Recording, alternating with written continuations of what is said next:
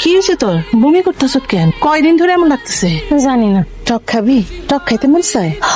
হায় আল্লাহ, কত বড় সর্বনাশ হয়ে গেল। কি হয়েছে? ও বমি করতেছে। ওর পেটে তো বাচ্চা। কি আজে বাজে কথা তো? আমি মা, আমি বুঝি না। এসব আজে বাজে কথা কেউ না। জবা, চলো মনে হচ্ছে। কি খবর ডাক্তার? কি দেখলেন? উনি তো প্রেগনেন্ট। তুই করছো তাই কাম? আমার সন্দেহ করো না। আমার সন্দেহ করলে আসল পাপীরা পার পায় যে। সত্যি কইরা কত তোর গায়ে কে হাত দিছে? কে তোরে আদর করছে মা? জানি না।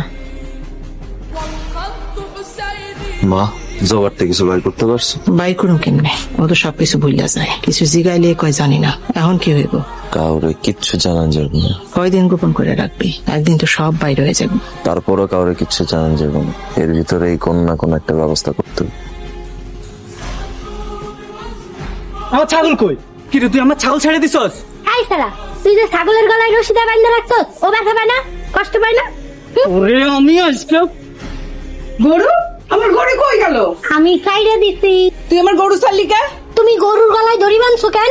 গরুর গলায় দড়ি না বানলে গরু তো ছুটতে যাবে। কেন গরুর গলায় দড়ি বাঁধলে গরু ব্যথা পায় না? এর লিগে সাইডে দিছি। এই এই সরি, এই দাঁড়া। জবা, জবা, হিমাই কই গেল? কই গেছিলি তুই? হ্যাঁ, কই গেছিলি? জানি না। মারে, তুই জানিস না গ্রামের মানুষ কত খারাপ। এমনি অনেক বড় বিপদে আছি। তুই আর একলা একলা বাইরে যাইস না। আচ্ছা, আর যাবো না। তোর শরীরে কে হাত দিছিল? মনে পড়ে এর কথা? মনে পড়ছে? মনে পড়ছে? কে কে তোর শরীরে হাত দিয়েছিল? ক। জানি না। আসসালামু আলাইকুম মাদবু সাহেব। মাদবু সাহেব ডাকছিলেন? বর্ষ রাজিয়া বেগম মানুষের গরু দড়ি ছেড়া দেয়, এমনকি গোয়াল ঘরে গিয়ে পর্যন্ত গরু ছেড়া দেয়। ফিরে যাবা, তুই এমন করতেছিস কেন? গরু ছাগলের গলার ভিতরে যে দড়ি বাইন্ধা দেয়, ওরা ব্যথা পায় না, কষ্ট পায় না? ওখান আপনার গলার ভিতরে যদি দড়ি বাইন্ধা দিয়ে আপনারা ঘুরাই, তাহলে আপনি কষ্ট পাবেন না? এর লিগে তো সাইডে দিই। চুপ কর।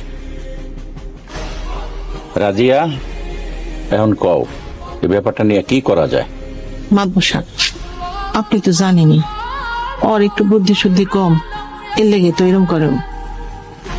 সেটা তো আমি জানি,